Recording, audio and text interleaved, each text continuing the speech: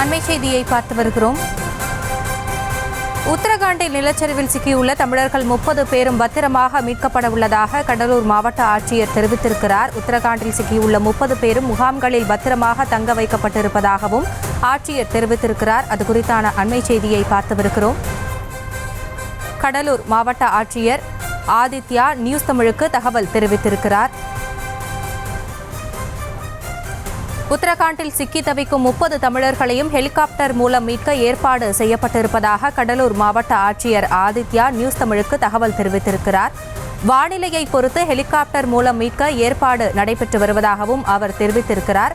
இதுகுறித்த கூடுதல் விவரங்களோடு இணைகிறார் எமது செய்தியாளர் பாரிவள்ளல். அங்கு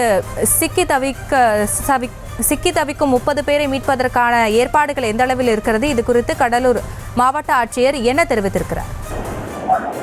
ஆசினி, கடலூர் மாவட்டம் சிதம்பரத்திலிருந்து உத்தரகாண்ட் மாநிலத்திற்கு ஆன்மீக சுற்றுலா சென்ற 30 பேர் கொண்ட இப்ப அந்த இடத்துல நிலச்சரிவு ஏற்பட்டதுனால அருகாமையில் உள்ள நாராயண என்ற மகால்ல தங்க வச்சிருக்காங்க. இது குறித்து நம்ம மாவட்ட ஆட்சியரிடம் தொடர்பு கொண்டு கேட்டதற்கு அவர் கடலூர் மாவட்ட நிர்வாகம் அந்த பகுதியை சேர்ந்த மாவட்ட நிர்வாகத்தோடு தொடர்பில் இருப்பதாகவும் அவர்களுடன் மீட்பு நடவடிக்கை எடுப்பதற்கு துரித நடவடிக்கை எடுப்பதற்கு மாவட்ட நிர்வாகம் சார்பில் கேட்டுக்கொண்டிருப்பதாகவும் தெரிவித்தார். சென்னை கூட்டு வர்றதுக்கு, சென்னையிலேருந்து கடலூர் வர்றதுக்கு அவங்களுக்கு ஏதாவது மருத்துவ சார். வணக்கம் சார், நான் Paari news Tamil report sir. வணக்கம் சார். அது கடலூர் மாவட்டம் சிதம்பரம் பகுதியிலேருந்து உத்தரகாண்டில் ஆதிக்கைல சென்ற இடத்துக்கு போயிருக்காங்களா புனித யாத்திரை. அவர்களுக்கு இப்போ அந்த நிலச்சரிவில் மாட்டியிருக்காங்க. மாவட்ட நிர்வாகம் சார்பில் அவங்கள மீட்டெடுக்கிறதுக்கு என்னென்ன நடவடிக்கை எடுத்துக்கீங்க சார்? சொன்ன மாதிரி 30 பேர் நம்ம சிதம்பரம் சார்ந்தவங்க இப்போ அந்த உத்தராகண்ட் நிலச்சரிவு காரணமாக அங்கே சிக்கிட்டு இருக்காங்க. அங்கே சித்தோர்கர் மாவட்ட நிர்வாகம் கிட்ட தொடர்பு கொண்டு அங்கே இருக்க டிஸ்ட்ரிக்ட் கலெக்டர் கிட்ட பேசினதுல அவங்க எல்லாருமே அங்கே சேஃபாக இருக்காங்க, எந்த இன்ஜுரிஸும் இல்லைன்னு நமக்கு தெரிவிச்சிருக்காங்க. அங்கே ஒரு கேம்ப்ல அவங்கள தங்க வச்சிருக்காங்க. அங்கே அவங்களுக்கு ஃபுட்டு, வாட்டர் எல்லா வசதிகளும் அவங்களுக்கு வழங்கப்பட்டு வருகிறது.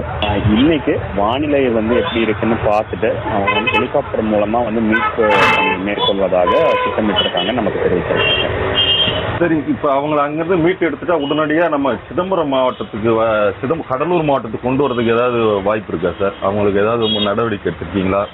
சென்னை கூட்டு வர்றதுக்கு, சென்னையிலேருந்து கடலூர் வர்றதுக்கு அவங்களுக்கு ஏதாவது மருத்துவ உதவி தேவைப்பட்டால் உடனே செய்யறதுக்கு எல்லாம் தயார் நிலையில் இருக்காங்களா சார்? அப்போது அவங்களுக்கு வழங்க வேண்டிய மருத்துவ வசதி, அந்த அடிப்படை வசதிகள் அங்கே உத்தராகண்டில் வழங்கப்பட்டு வருகிறது அந்த மாவட்ட நிர்வாகம் தெரிவித்திருக்காங்க.